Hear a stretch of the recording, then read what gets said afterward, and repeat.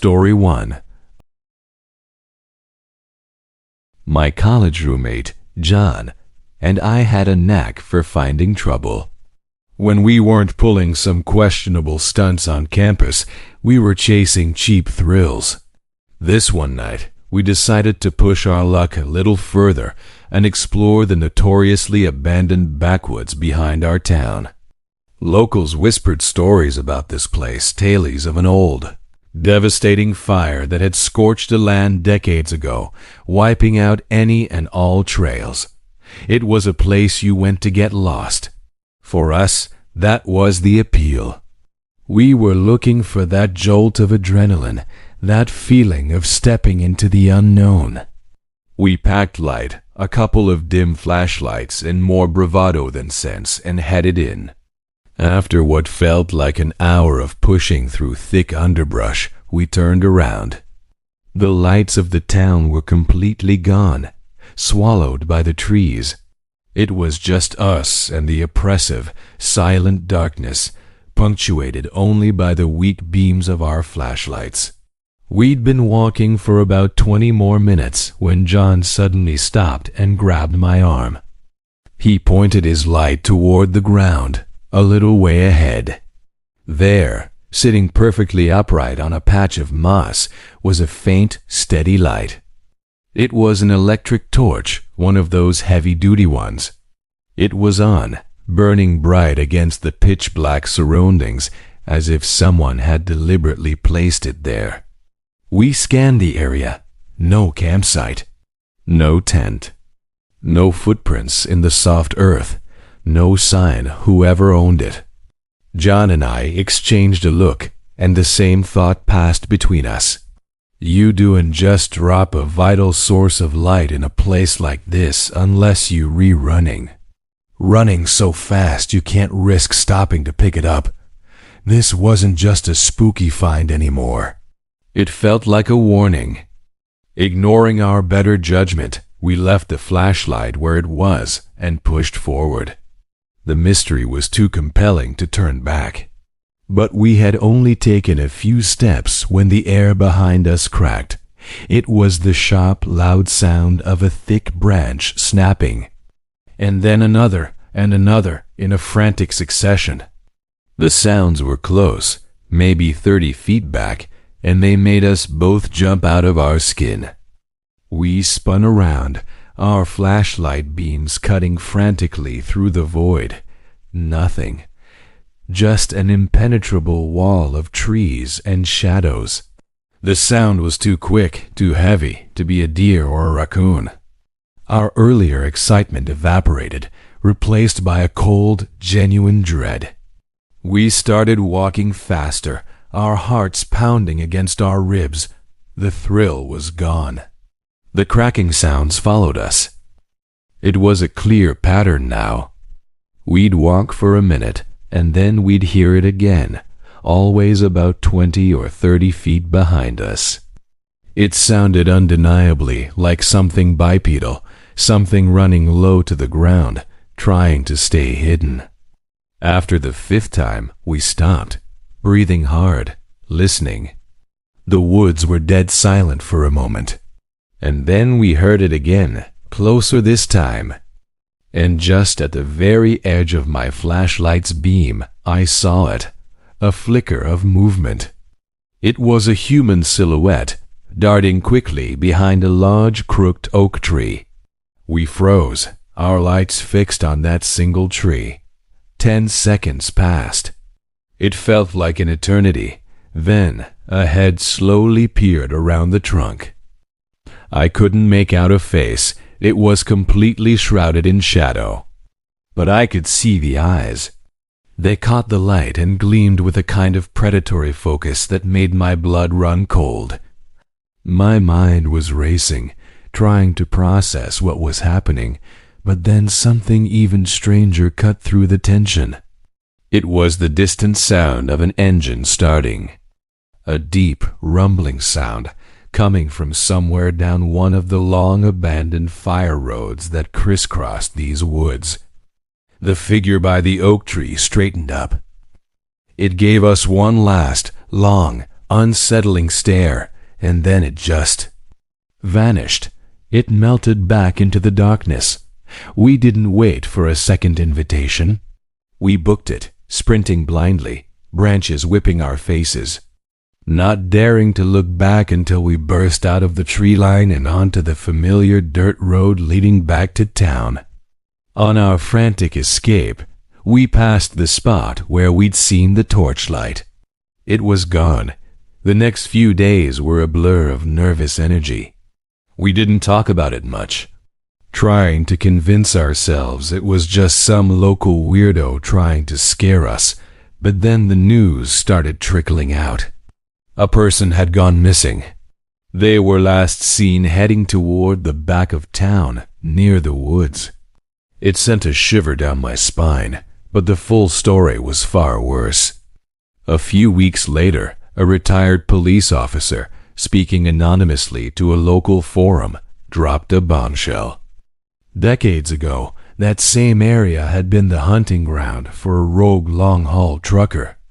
He used the maze of abandoned fire roads and the complete isolation to his advantage. The officer's post described a horrific game. The trucker would stalk his victims, forcing them to run through the underbrush before he finished it. The sounds we heard, the frantic running, the snapping branches, it wasn't just someone chasing us. It was someone being chased. The figure we saw was likely a victim trying to escape. And the engine we heard, that was the trucker, starting his rig. We hadn't just stumbled upon a stalker. We had walked right into a live-action horror movie, a sick ritual that had been playing out for years. The trucker, the true driver of the horror, wasn't just a ghost story. He was still out there, using the night and the silent roads as his accomplice. We didn't just escape a weirdo in the woods, we escaped his hunting ground. And I've never looked at a dark stretch of road the same way since.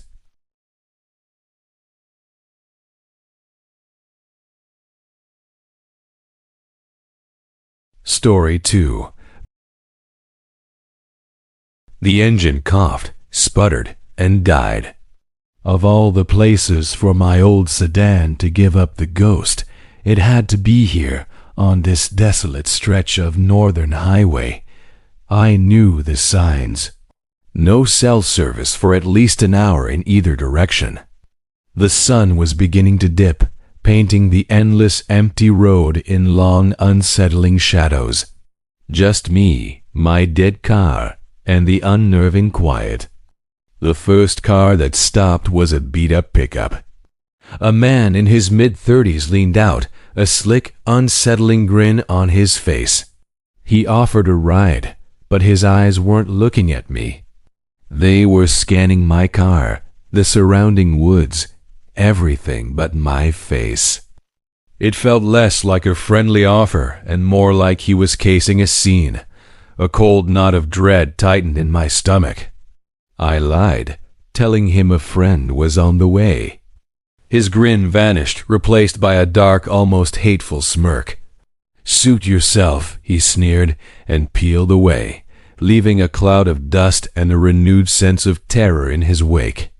I knew, with absolute certainty, that I had just dodged a bullet. An hour passed.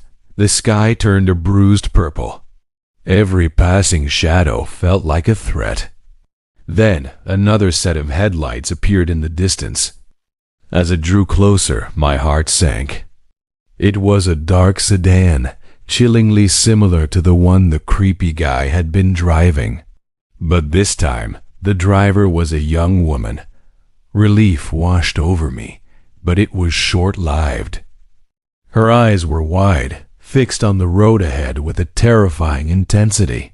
She offered me a lift, her voice a strained whisper. A nervous smile was plastered on her face, but it didn't reach her eyes.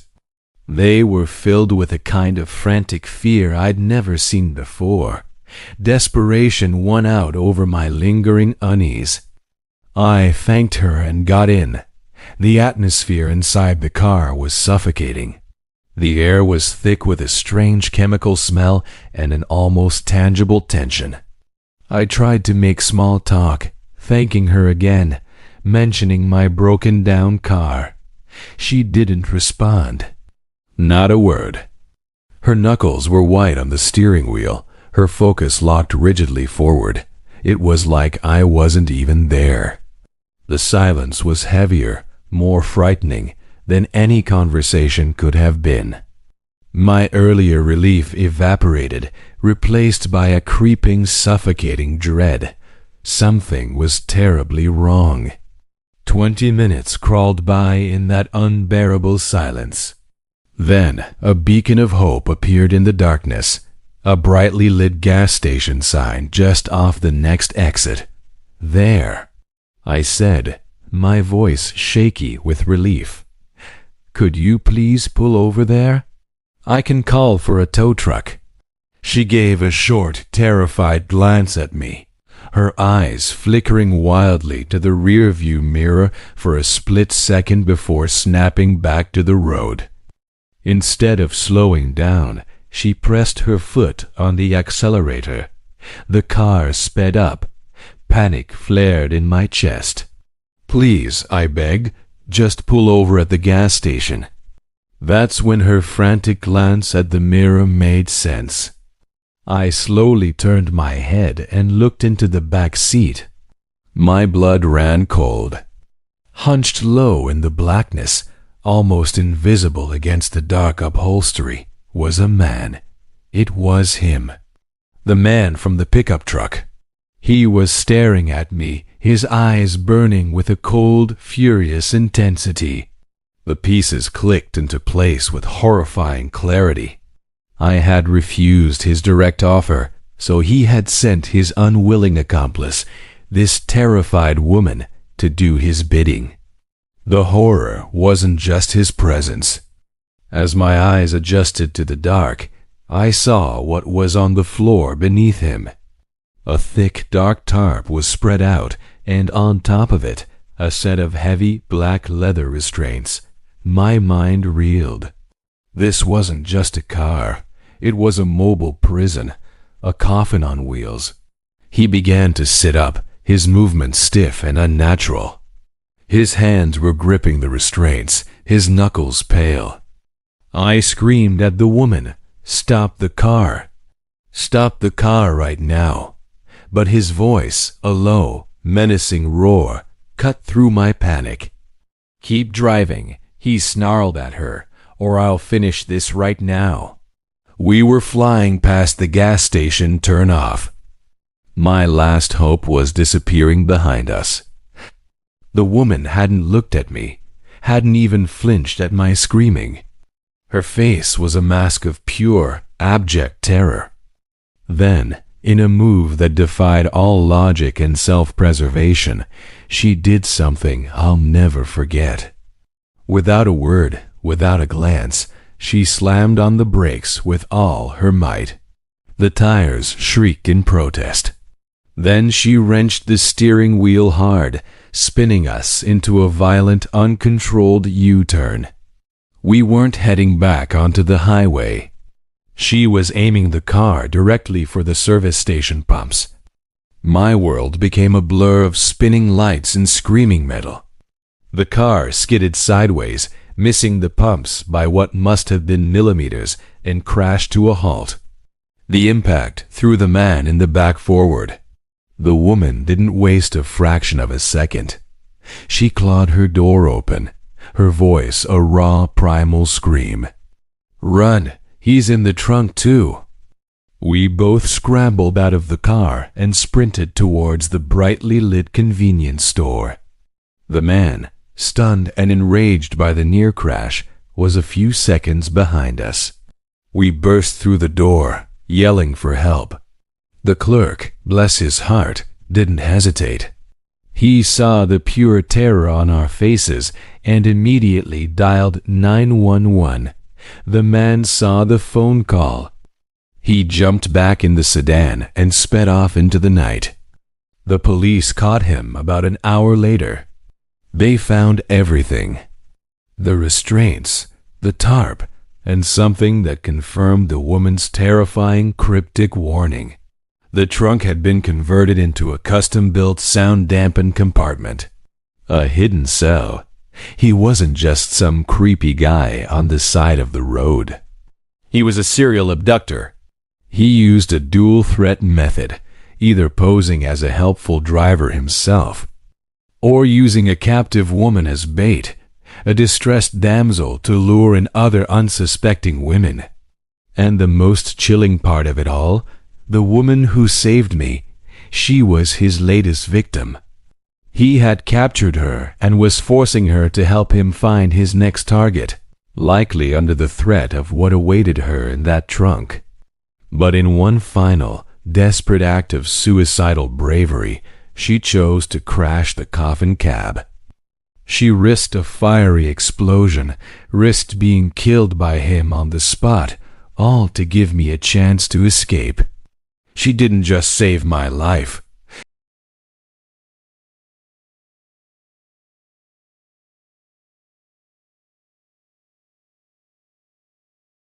Story 3. I work the graveyard shift at an old 24/7 diner off a desolate highway. You know the type, a flickering fluorescent beacon for tired truckers and lonely travelers. My friend owns it, and he keeps it open mostly out of habit, for the quiet but constant stream of people passing through. But tonight, it was dead silent. A real tomb. Around 1 in the morning, the silence was finally broken when 2 truckers stumbled in, desperate for coffee. One of them, a big guy with weary eyes, leaned over the counter while I refilled his mug. He lowered his voice, almost to a whisper. "Just be careful, kid. You're alone, right?" I nodded. "We saw a guy out back when we pulled in," he continued, "by the dumpster. Looked like he was casing the place. Didn't have a car, just standing there, watching." I thanked him for the warning but brushed it off. The guy was clearly exhausted from the road, probably seeing things. I'd been staring at that empty parking lot all night. Nothing was out there. But after they paid and their taillights vanished down the highway, his words started to eat at me. Curiosity got the better of me. I grabbed a heavy flashlight from under the counter and did a quick lap around the building. The air was cold and still. I saw nothing. Just the oppressive silence of the dark woods that pressed in on all sides of the diner, making it feel like a tiny island in a black ocean. I went back inside, locking the door behind me, trying to shake the unnerving feeling that I was being watched. Sometime later, I went to the restroom to splash some water on my face. As I was drying my hands, I heard the distinct, cheerful chime of the front door. "Welcome in." I called out, my voice echoing in the small space. I walked back into the dining area, expecting to see a new customer, but the room was empty. A cold knot tightened in my stomach. I walked over to the front door and tested the handle. It was locked solid. The wind couldn't have blown it open. That meant someone had opened it, stepped inside, and was now either gone or hiding. My paranoia went into overdrive. I retreated behind the counter, my back pressed against the wall, and started scrubbing already clean dishes just to fill the suffocating silence with some kind of noise. Anything to distract me from the idea that I wasn't alone. Then I heard it. A quiet, deliberate sound from the back hallway near the staff closets. A soft thump, then a shuffle.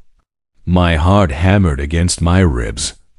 Before I could even process what to do, a man emerged from the hallway. He was middle-aged and disheveled, with wild, unkempt hair and clothes that looked like they'd been slept in for a week. But what scared me the most was his smile. It was wide, intense, and completely devoid of warmth. He hadn't used the front door. He just appeared. "Coffee, please," he said, his voice raspy as he slid onto a stool at the bar. He watched my every move as I shakily poured him a cup. Then he started asking questions. Was I alone? How long was my shift? How late did I stay? I gave him vague, one-word answers, feeling his eyes burning into me. He was sizing me up, trying to figure out his window of opportunity. As he sipped his coffee, his unsettling smile widened. "Say, I saw a lot of cars on the road tonight," he remarked casually. "But then again, this is my place, isn't it? My highway." My blood ran cold. He drank the coffee in a few quick gulps, then stood up, making no move to pay. "Thanks for the hospitality," he said. "I'll be back to settle the tab later." He gave me a strange, unnerving little salute, then walked to the front door, unlocked it, and stepped out. He didn't walk towards a car or a truck. He just started walking up the dark, empty highway, his figure quickly swallowed by the night. I stood there, paralyzed with fear, my hand hovering over the phone to call my boss. But before I could dial, I heard another sound. It was the side access door, the one leading to the dumpster and the woods out back. It was opening, not with a bang, but with a slow, stealthy creak. It wasn't the wind. This was deliberate. I darted into the back hallway just in time to see the door to the linen closet slowly, silently, swinging shut. Someone had just slipped inside. That was it. I didn't think. I just ran. I bolted through the main dining room, burst out the front door, and scrambled into my car. Fumbling with the keys, I locked the doors and peeled out of the parking lot, dialing 911 as I sped away from the diner. When the police arrived, they found him. He was still hiding in that small linen closet, waiting. It was the same man, the customer from the counter. But the real horror wasn't what they found in the closet. It was what they found in the woods just a few yards from the side door. They uncovered a cache he had buried in the dirt. Inside was a horrifying kit: ropes, zip ties, rolls of duct tape, and a collection of gruesome implements I don't even want to describe. But the single most terrifying thing they found was a small, neatly folded diner uniform, an exact match for the one I was wearing. He wasn't some random drifter. He was a methodical planner. He'd been staking out the diner for weeks, using the woods as his base of operations, patiently waiting for the young solo night attendant. He wasn't just a stalker. He saw that isolated diner and the lonely highway it served as his personal hunting ground. He wasn't a trucker or a traveler. He was a terrifying proprietor of the highway's darkest secrets, and he had come fully prepared to replace me and take over my post for the night. Thanks for listening. If you enjoyed this story, be sure to subscribe for more.